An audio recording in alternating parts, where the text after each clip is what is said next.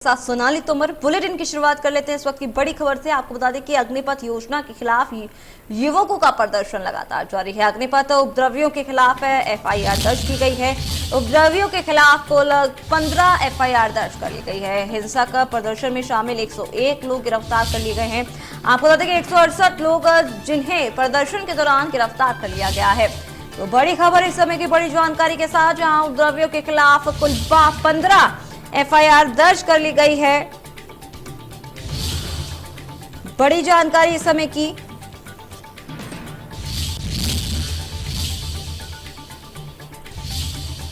अग्निपथ योजना के खिलाफ युवाओं का प्रदर्शन लगातार जारी है। आपको बता दें कि अग्निपथ योजना के खिलाफ युवा लगातार प्रदर्शन कर रहे हैं। साथ ही आपको बता दें कि जगह जगह पुलिस बल को भी तैनात कर दिया गया है। अब उपद्रवियों के खिलाफ कुल 15 एफआईआर दर्ज कर ली गई है। वहीं आपको बता दें कि युवकों द्वारा, प्रदर्शनकारियों द्वारा तमाम दिक्कतों का सामना करना पड़ा। कई जगह जाम लगे गए, वहीं कई जगह पत्थरबाजी भी की गई, तो कहीं आगजनी की घटना को भी अंजाम दिया गया है। वहीं अग्निपथ योजना के खिलाफ युवाओं का प्रदर्शन देखने को मिला। इसी को लेकर के 168 लोग जिन्हें प्रदर्शन के दौरान पुलिस ने गिरफ्तार कर लिया है।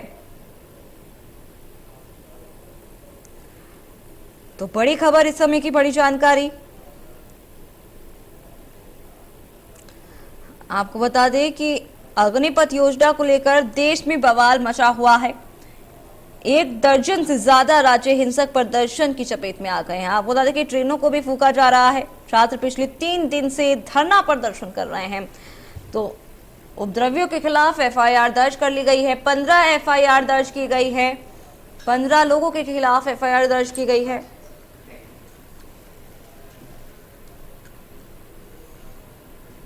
तो वहीं तमाम जानकारी के लिए हमारे साथ लखनऊ से रवि कुमार हमारे साथ जुड़ चुके हैं लाइव। उनसे जानना चाहेंगे पूरी जानकारी। रवि, जिस तरीके से खबरें सामने आ रही हैं कि अब जो है अग्निपथ योजना के विरोध में तमाम युवा मौजूद हैं और कई कई जगह आगजनी भी हो रही है, क्या कुछ देखने को मिल रहा है वहां पर रवि? हाँ, देखिए, जाहिर है अभी तो फिलहाल शांति लग रही है, लेकिन देखना होगा कि अलग अलग जो जिले हैं उन जिलों में किस तरीके का जो प्रदर्शन है वो देखने को मिल रहा है। लगातार 3 दिनों तक लगातार ये प्रदर्शन है वो अग्निपथ के विरोध में देखने को मिला है। आपको बता दें कि अब तक इस पूरे मामले में करीब 15 एफआईआर वो दर्ज की गई, चाहे गोरखपुर, उसके अलावा गोरखपुर है, देवरिया है, गौतम बुद्ध नगर कमिश्नरेट है, उसके अलावा वाराणसी कमिश्नरेट है, बलिया है, आगरा है, मथुरा है, फिरोजाबाद, अलीगढ़, कुल मिला के 15 मुकदमे हैं वो एफआईआर है वो दर्ज की गई है। और आपको बता दें करीब 101 गिरफ्तारियां हुई हैं जो संगीन मामले हैं, चाहे वो हिंसक प्रदर्शन में जो लोग शामिल रहे, उसके अलावा करीब 168 लोग ऐसे हैं जिनके खिलाफ शांति भंग यानी 151 के तहत, सीआरपीसी के तहत जो एफआईआर दर्ज कर उनको गिरफ्तार किया गया है। यानी कुल मिला के जो गिरफ्तारियां हैं वो तकरीबन 101 गिरफ्तारियां हुई हैं जो कि इस पूरे हिंसक प्रदर्शन में शामिल रहे हैं लोग। उसके अलावा करीब 168 लोग ऐसे हैं जिनको धारा 151 के तहत उनका चालान है वो किया गया है, गिरफ्तारी है वो की गई है। और लगातार लोगों को शांत कराने की कोशिश जरूर की जा रही है और अलग अलग जगह पर जो हिंसक प्रदर्शन हुए हैं उन प्रदर्शनों को किस तरीके से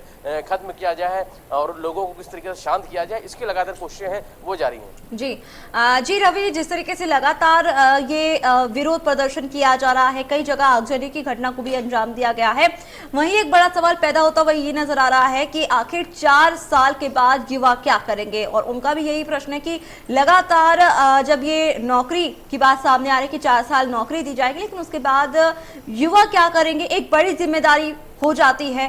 क्या कुछ कहना चाहेंगे इस पर, क्या देखने को मिल सकता है आगे?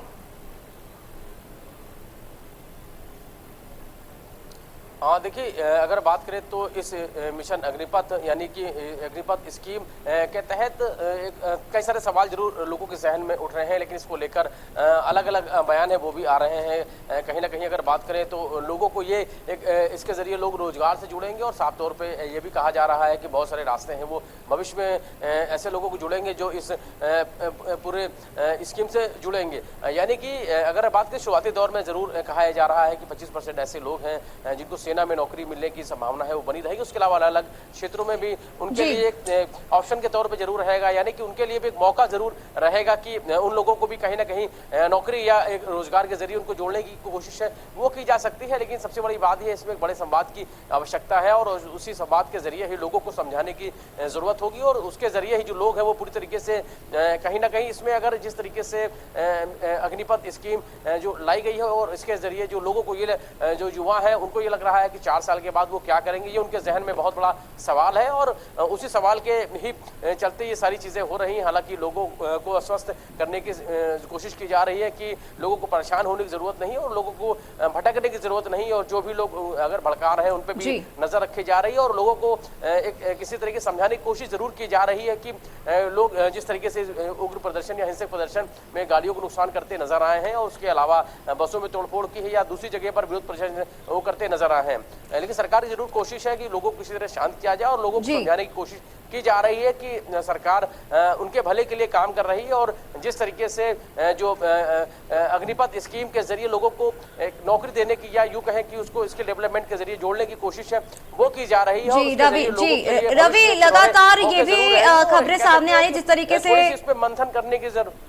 जी रवि, जिस तरीके से खबरें सामने आने की लगातार एक घमासान देखने को मिल रहा है। अग्निपथ योजना के खिलाफ युवा जो है प्रदर्शन करते हुए नजर आ रहे हैं। भारी तादाद में युवा सड़कों पर उतरे हैं और कई कई जगह आगजनी की घटना को अंजाम दिया गया है तो कहीं पत्थरबाजी भी देखने को मिली है, जिसके बाद पुलिस प्रशासन ने लाठीचार्ज भी किया है और कई बार ये भी बयान सामने आ रहे हैं कुछ लोगों के कि यहाँ पर जो है लाठीचार्ज नहीं करना चाहिए क्योंकि वो युवा है। इसको लेकर के क्या जानकारी, साथ ही आपसे ये भी पूछना चाहेंगे कि लगातार जिस तरीके से अब शांति व्यवस्था भंग की बात सामने आ रही है, एक तरफ जहां शांति व्यवस्था बनाए रखने की बात सामने आती है तो वहीं दूसरी तरफ शांति व्यवस्था भंग करते हुए नजर आ रहे हैं प्रदर्शनकारी। इसको लेकर के क्या कुछ व्यवस्था देखने को मिल रही है लखनऊ में, वो भी विस्तार से बताएं रवि।